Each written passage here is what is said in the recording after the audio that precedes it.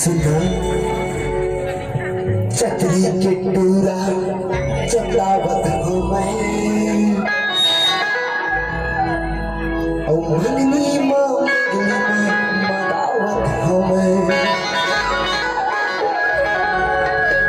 आवे नहीं वो देते नहीं वो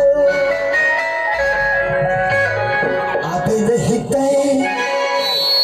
कर ले करार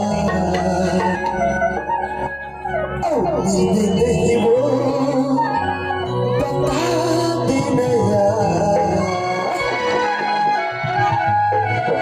अभी नहीं वो कोई कुकदुर बाजार